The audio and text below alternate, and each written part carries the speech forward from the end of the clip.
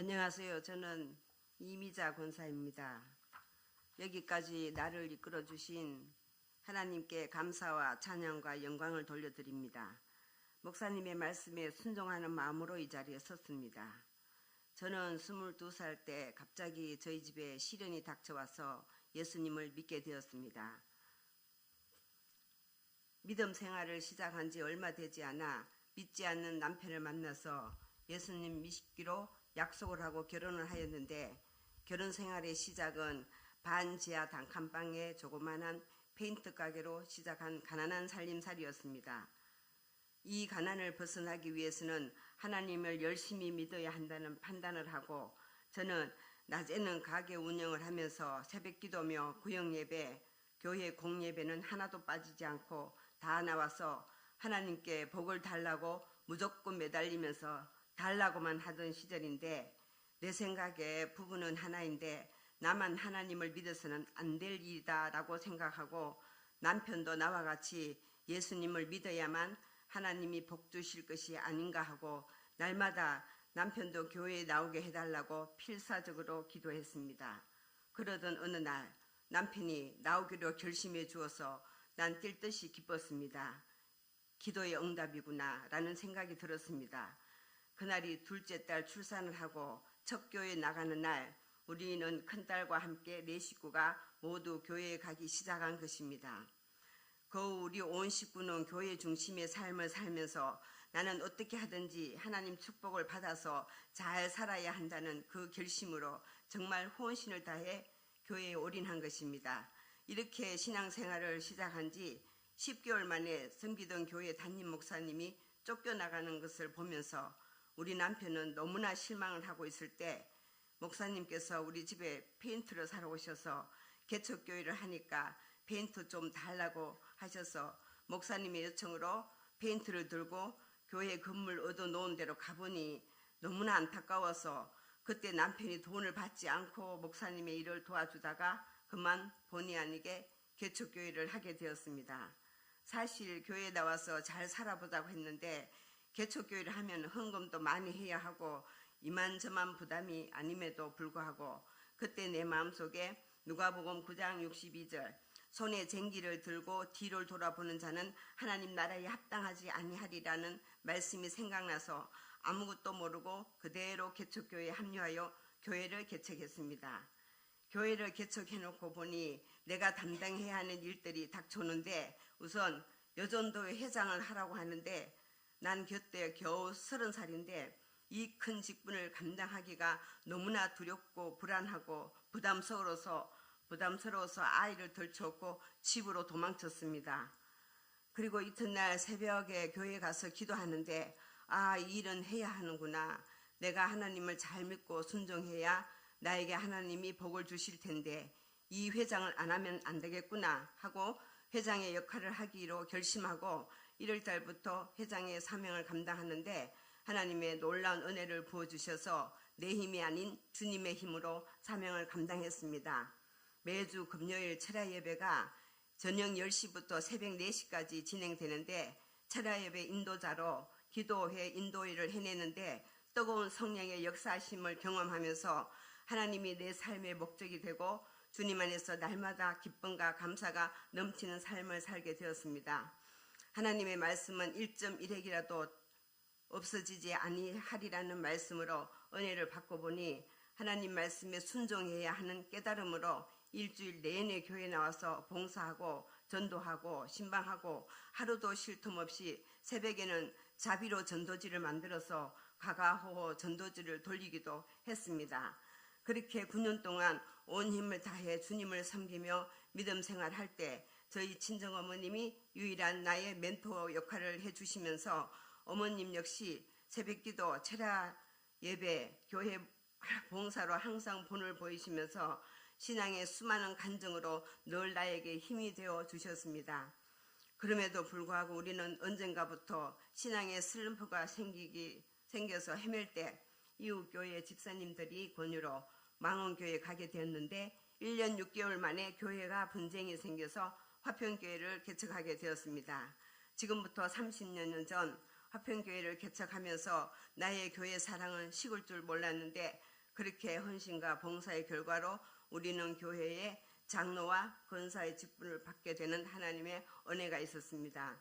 그리고 하나님의 은혜로 드레스 디아스 3일의 축제 훈련 프로그램에 참석하여 세족식과 성찬식을 접하면서 내 죄를 사하여 주시기 위하여 예수님께서 친히 내 발을 씻겨주시고 나의 죄를 다 용서해 주심에 감격하고 눈물로 회개하며 나 또한 다른 사람을 용서함으로써 내 안에 기쁨으로 채워지며 내 안에 엉어리진 모든 부분들이 깨끗함을 받는 듯 마음이 정말 홀가분했습니다. 하나님의 놀라운 사랑을 경험하면서 담임 목사님과 사모님께서도 함께 동참해 주시고 이혼 직전에 처해 있는 가정도 회복되고 힘들어하는 성도님과 함께 나눔으로 갖가지 간증들이 터져 나오면서 성도들이 날마다 축제 분위기로 교회는 점점 부흥하게 되는 큰 은혜가 있었습니다. 그때 경험한 성도님들이 이 자리에도 계신 줄 압니다. 저는 이제 더욱 교회 사랑, 성도 사랑을 하면서 정말 행복하게 지내던 어느 날 몸이 몹시 아파서 검사해 본 결과 유방암 2기 진단을 받았는데 온 교우들이 울면서 나를 살려달라고 하나님께 기도해 주셨던 때가 지금도 생생하게 기억납니다.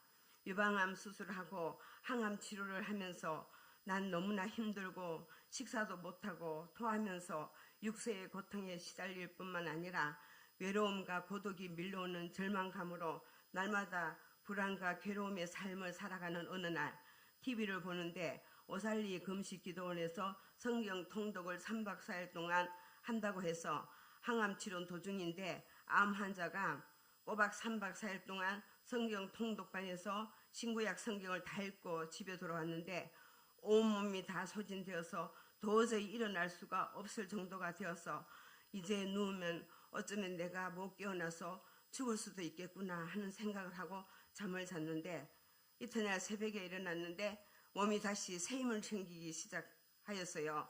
주님의 치유에 놀라운 일이 일어났습니다. 그 후로 항암 주사는 중단했습니다. 할렐루야. 또다시 주님의 일에 매진하면서 이전보다 더 뜨거운 열정으로 섬김의 최선을 다하게 되었습니다. 그리고 우리 가정에는 그런 고난을 겪은 후에 주님께서 한없는 축복을 주시기 시작하여 조그마한 페인트 가게에서 재무불량 회사에서 이제는 서울시 초중고등학교의 대상으로 도장 방수 전문 건설 주식회사를 건립하여 우리 장로님은 몇 년 전만 해도 반지하 단칸방에서 페인트 공유로 망원동을 누비던 그 모습이 아닌 고급 승용차에 모토라 핸드폰을 들고 주식회사 사장으로 발돋움을 하게 하나님이 만들어 주셨습니다. 이제는 내가 그토록 잘 살기를 바랐던 일이 이루어졌습니다. 삶이 달라지기 시작했습니다. 장모님과 저는 골프도 치고 해외여행도 자주 다니기도 하고 콘도 회원권으로 여가 생활도 하고 또 그 가운데 그래도 하나님을 잘 섬겨야 하니 장로회 신학대학교 교육도 받고 하는 와중에 주일날에도 골프를 치러 나가는 일이 속속 생기는 것이었어요. 새벽에 골프를 치러 나가면 오후에 돌아오면 저녁 예배에 참석하는 걸로 만족하는 것이었어요. 그러던 어느 날 또 역시 골프를 치러 주일날 새벽에 갔는데 10시가 조금 넘어서 집으로 돌아왔는데 얼굴에 상처를 입고 나타났습니다. 같이 골프 치는 사람이 잘못 쳐서 골프공이 뒤로 날아와서 장로님 턱을 치고 공이 날아간 사건이 발생했습니다. 내진탕으로 목숨을 잃지 않는 것이 하나님의 은혜였습니다.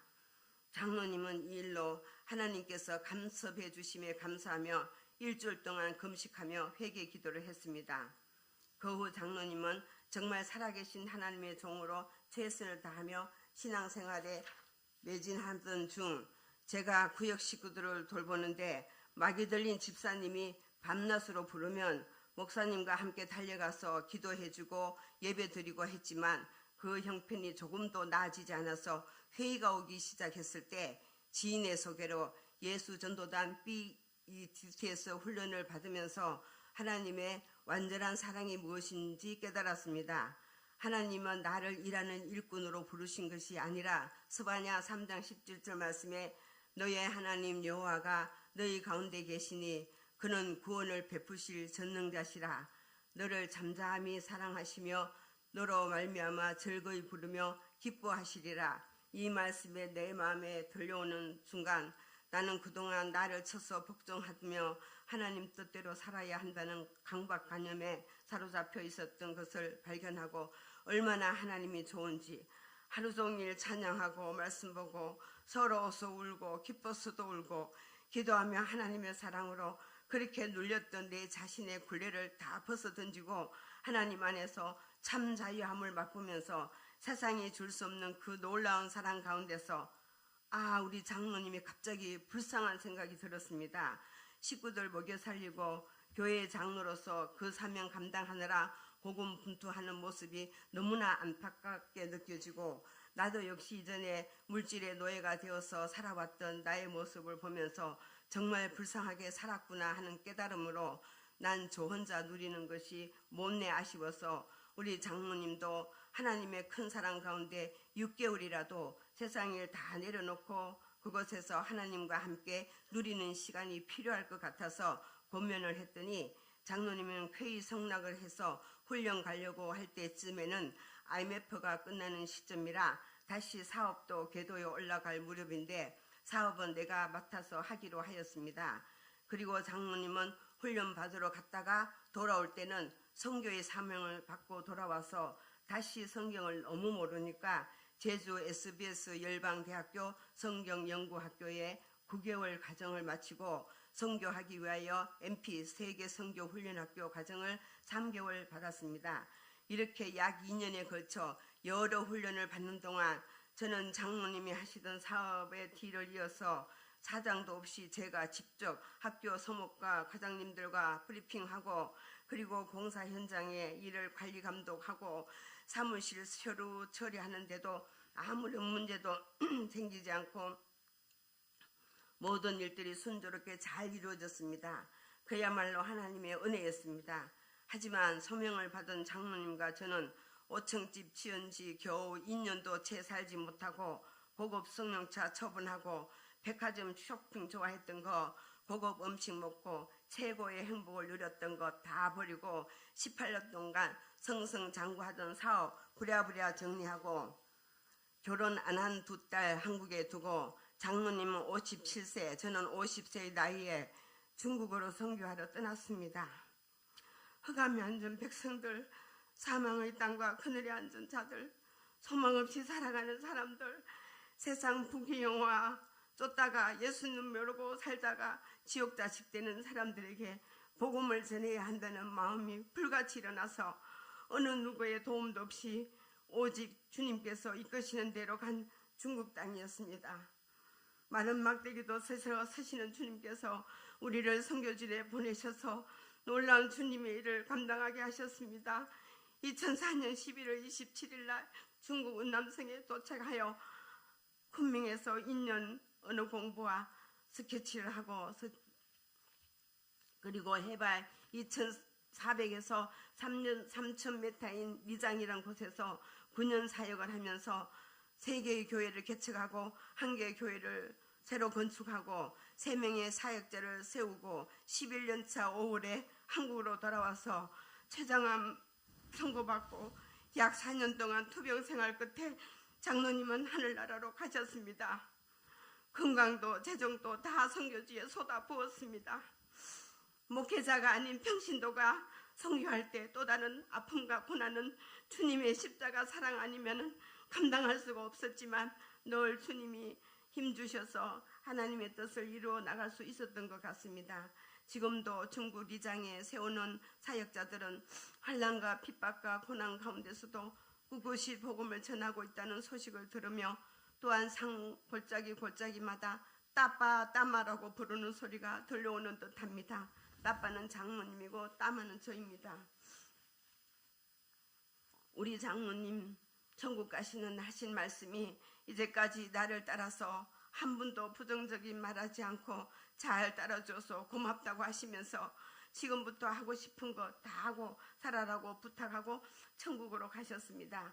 장모님이 그렇게 천국 떠나보내고 2딸들도 각각 사역지로 각자의 자리로 흩어져 돌아간 후 갑자기 덩그러니 나만 홀로서 어찌할 바를 모르며 두려움과 외로움과 고통으로 가슴이 저며 오도록 아프고 또한 마음으로는 죄책감으로 시달리기도 하고 사단의 조롱소리가 들리기도 하고 내가 잘못해서 이렇게 빨리 가신 것 아닌가, 수술을 괜히 했나, 온갖 것으로 나를 스스로 자책을 할 뿐만 아니라 나의 인생을 통두리째 넘어뜨리려고 하는 사단의 그 세력 앞에 통곡하며 울고 있던 나에게 주님께서 주시는 말씀이 고린도후서 1장 9절, 우리 자신이 사형 선고를 받은 줄 알았으나 이는 우리로 자기를 의지하지 말고 오직 죽은 자를 살리신 하나님만 의지하게 하심이라 고 말씀하시면서 이 말씀으로 성리하게 하시고, 또다시 주시는 말씀은 요한복음 3장 30절 말씀, 그는 흥하고 나는 쇠하리라 하는 말씀으로 위로를 받았습니다. 그 이유는 장로님 장례식 때에 중국에서 선교사님들이 한창 추방당하던 시기라 한국에 나오신 선교사님들이 약 40여 명이 참석하여 장로님 마지막 가시는 길을 보고 지금도 남아프리카, 케냐, 중동, 인도, 볼리비아, 태국, 베트남, 미얀마 등등 열방 곳곳에서 장로님의 선교 이야기가 수많은 선교사님들에게 힘이 되고 그들이 품고 있는 귀한 영혼들을 살리고 있는 소식을 듣고 있습니다. 이 모든 영광 하나님께 돌려드립니다.